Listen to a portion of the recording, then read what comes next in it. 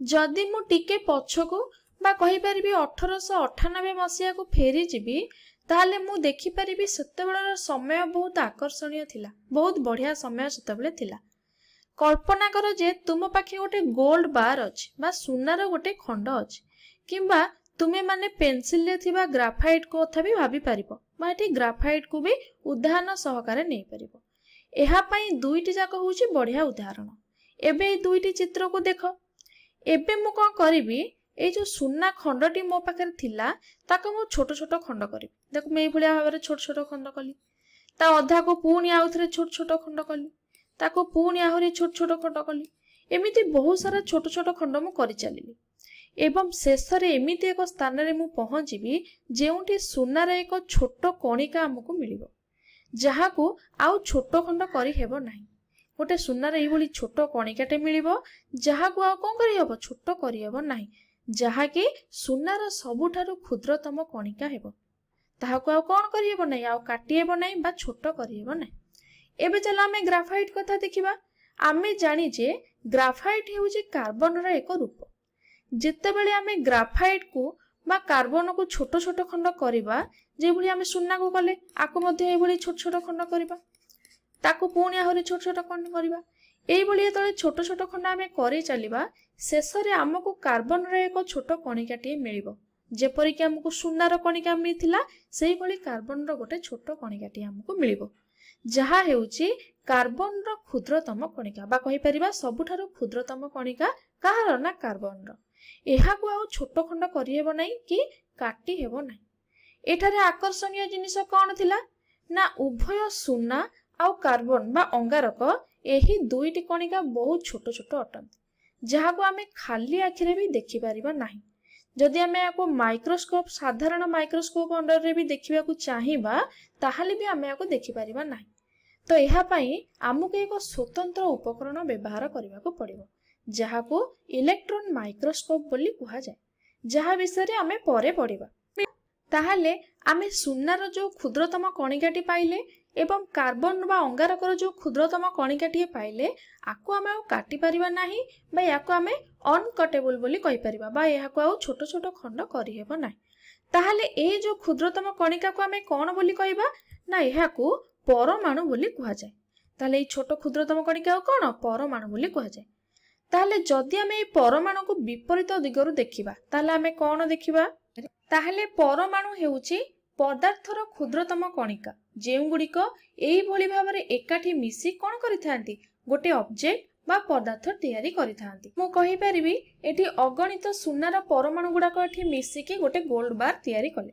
सेई भली मु जदि एठी ग्राफाइट कथा देखिबी ना एठी छोट छोट ग्राफाइट खंड गुड़िक बा अगणित खंड गुड़िक बा परमाणु गुड़िक मिसी बा मु कहि परिबी कार्बन रो अगणित परमाणु एठी मिसी के कोन कले ना गोटे बड़ कार्बन बा बड़ अंगारक गोटे फॉर्मेशन कले बा तयारी कले। चलो आमे 1899 मसिया कथा देखिबा। सेतेबेले जे थॉमसन एमिति एक अद्भुतपूर्ण कथा देखाइले जहाकि आमे जानिथिबा एई पदार्थर क्षुद्रतम कणिकार संज्ञा को मध्य बदलाई देला बा आमे कहि परिबा परमाणुर संज्ञा को ताहा बदलाई देला। ताले जे थॉमसन कोन कले ना से एक आविष्कार करिथिले। आमे जानिथिले कि परमाणु हेउची पदार्थर क्षुद्रतम कणिका, एठी आमे देखिथिले, किंतु जे थॉमसन कोन कहिले ना एही परमाणु को भी आमे आहुरी छोट छोट खंड करि परिबा, किंतु आमे जानिथिले कोन परमाणु को आउ छोट खंड करि हेबो नाही, एहा सबुठार क्षुद्रतम कणिका। किंतु जे थॉमसन कहिले एही परमाणु को मध्य आमे आहुरी छोट छोट खंड करि परिबा। याको खंड खंड करी आमे जे क्षुद्र जिंस पाइबा ताको इलेक्ट्रॉन कुहा जाय। एवं से आउ कोन कहिले ना एही परमाणु गुड़िक एमाने कोन ना निजे छोट छोट कणिका जेपरि कि इलेक्ट्रॉन, न्यूट्रॉन आउ प्रोटॉन मान को नेकिरी गठित, जहा विषय रे आमे उच्च श्रेणी गले अधिक जानिया को पाइबा।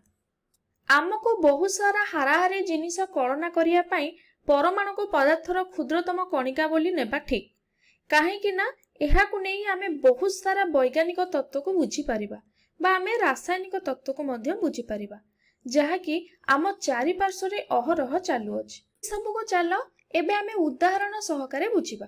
देखो एठारे मो पाखे दुईटी अम्लजान परमाणु रहिछि, ताहाले मु एठी अम्लजान परमाणु जेतेबेले नेली अम्लजान कौन होइथिबो ना गैसीय अवस्था रे थिबो। गोटे अम्लजान परमाणु केबे भी स्वाधीन भाव में रही परिबो नाही। यह कौन करिबो ना रासायनिक पद्धति रे बांधी होई से कौन हबो एई भली जोड़ी जोड़ी हेकी रहिबो बा मु कहिबे लागि लागि रहिबो बा कपल फॉर्म रे रहिबो, जहा को हमें कौन कहूचे ना अम्लजान अणु बोली कहूचे।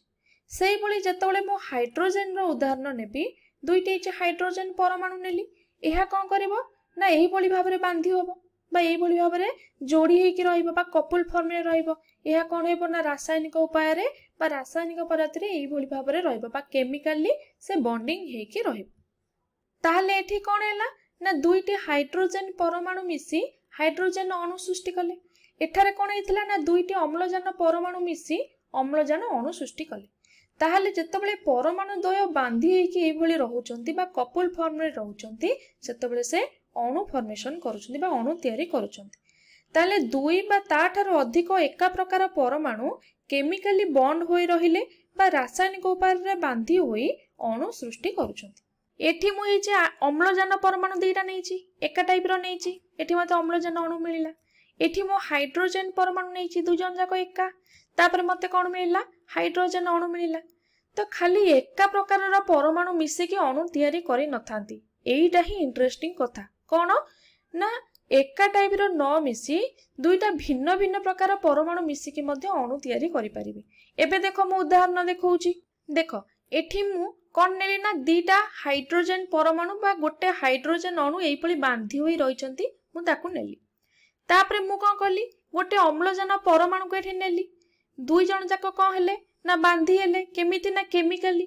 से माने केमिकली बांधी होई मते कोन देले एठी जल अणु देले। देखो एथरे दीटा हाइड्रोजन अणु रहिला बा दुईटा हाइड्रोजन परमाणु रहिला बा गोटे हाइड्रोजन अणु रहिला एवं ता सहित गोटे अम्लजान परमाणु एठी रहिला। मिसी करी मते कोन देले ना गोटे जल अणु एठी देले। ताले एठी जो जल अणुटी बाहरिला एहा मौलिक होइकी रहिला नाही, एहा कोन हैला एक यौगिक अणु हेकी रहिला। केमिति ना एठी दुई प्रकार अणु बा दुई प्रकार परमाणु द्वारा मिसी करी एटा सृष्टि हैला।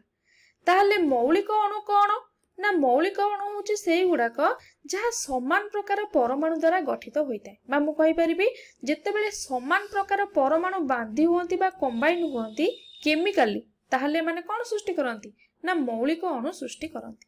सेई भली जेतेबेले यौगिक अणु केमिति गठित हुए ना भिन्न भिन्न प्रकार परमाणु जेतेबेले केमिकली बाइंड हुअंती बा केमिकली से माने बांधी हुअंती बा रासायनिक प्रक्रिया रे बा रासायनिक पद्धति रे से माने बांधी हुअंती, सेतेबेले से कोन करंती ना यौगिक अणु गठन करि। ताहले आमे कोन कोन सब पढिले चलो एबे सारांश देखिबा।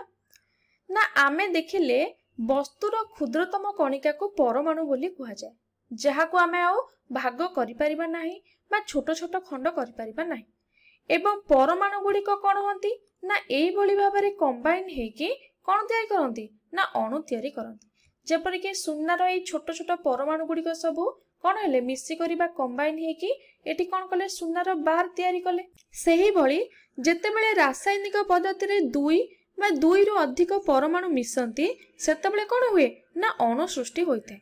उदाहरण स्वरूप मु एठी दुई जण अम्लजान परमाणु को नेली बा दुईटी अम्लजान परमाणु को नेली, ताको रासायनिक पद्धति रे मिसिया पई छाडी देली बा सेठी केमिकली से माने बॉन्ड फॉर्मेशन कले करिके कोन हेले ना अम्लजान अणु सृष्टि कले। एठी देखो एठी अम्लजान अणु एपरि बांधी हेकी हमकु मिलिला।